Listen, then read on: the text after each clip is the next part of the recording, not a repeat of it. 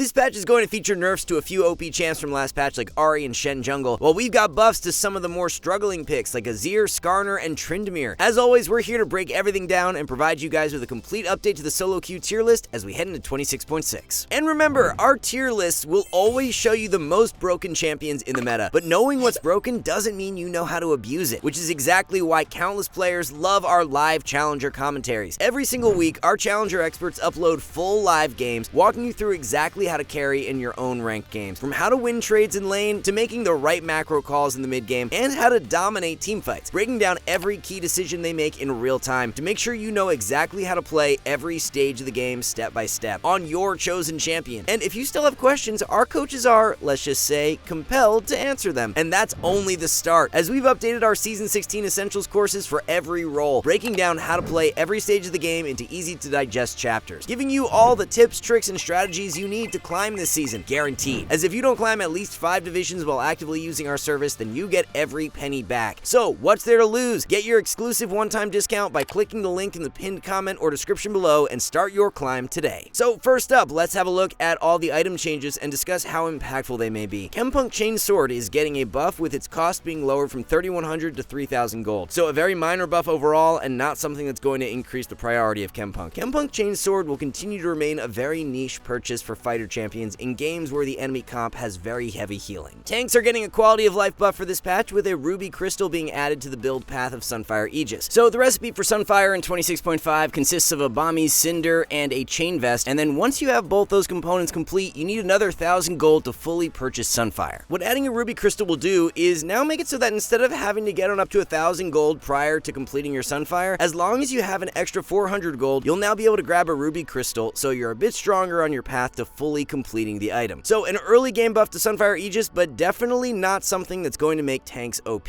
And then we have a buff to all support champions for 26.6, with the penalty for last hitting minions no longer kicking in as quickly as before. In previous patches, if you last hit 7 minions before 5 minutes into the game, then you'd receive less gold on minion kills from your 8th minion kill onward. Now you will be able to kill up to 24 minions before this penalty kicks in. And then post 5 minutes, the amount of minion kills that you are allowed before the penalty kicks in is going from 4 to 6. So this just means that throughout the game, if your teammates aren't taking side lane farm, or if your ADC dies and you're around to collect the wave that's crashing into your tower, you'll now have the ability to generate a bit more income than before. Alright, those are all the system changes we're getting for this patch, so let's head on over to the top lane changes now. Olaf is first in line for a buff, as Riot will be increasing his base attack speed from 0.694 to 0.72. Q slow is going up by 5% at all ranks, while the slow duration is being changed from 1.5 scaling to 2.5 seconds to 1 scaling to 3 seconds. And then E will be nerfed, with the self damage going up from 30 to 40% of damage dealt. Overall, we see these changes as being relatively power neutral for Olaf and unlikely to boost his strength in meta by a significant margin. As a result, we will be leaving Olaf placed in the top lane S tier for 26.6. Tryndamere is the second top laner who will be buffed for this patch, as the champ has really struggled to find a spot in meta this season. Riot ended up nerfing Tryndamere to start the year because they anticipated for him to gain too much in power due to crit damage going up, but they ended up over nerfing him and he just hasn't been good at all this year. Tryndamere will become slightly better for 26.6 because his attack speed ratio is going up from 0.694 to 0.725, so almost the exact same buff that Olaf will receive. Considering Tryndamere has been hovering around a 49% win rate in recent patches, this buff is unlikely to turn him into an S tier top laner, but we can see him slotting in as a good A tier pick, so we'll be giving him a push from B into A tier. So with the top lane changes being quite light for this patch, we won't be making any significant changes to the tier list, with Singed, Garen, and Ornn remaining 3 of the best champions for solo queue. The Sunfire Aegis buff will help out a couple of tank picks like Malphite, Ornn, and Sion, but we don't see the buff significantly increasing the win rate of any of those champs. It's actually kind of strange Sunfire is getting buffed in the first place when Malphite and Ornn are already 2 of the best tanks in the game, so there's even more reason to prioritize them in 26.6. If you were to pick Ornn as your blind pick top and then have Malphite to pull out as a counter to AD auto-reliant top lane picks, that's all you really need for a top lane champion pool right now. It really hasn't been easier to climb from the top lane than in these past few patches, with champs like Singed, Garen, and Malphite being incredibly powerful while not requiring any sort of high mechanical skill to succeed with. So moving on to jungle now, after moving up into the OP tier last patch, Shen is being targeted with a nerf for 26.6. Riot will be reducing his Q damage to monsters, going from 120 scaling to 200 to 100 scaling to 200. Remember, Shen Q has 3 charges, so technically you are losing 60 damage instead of 20 early on. With that in mind, the nerf does seem somewhat significant. Probably not enough to remove Shen from meta, but enough to where he definitely falls out of OP tier. So for now, we are going to drop Shen out of OP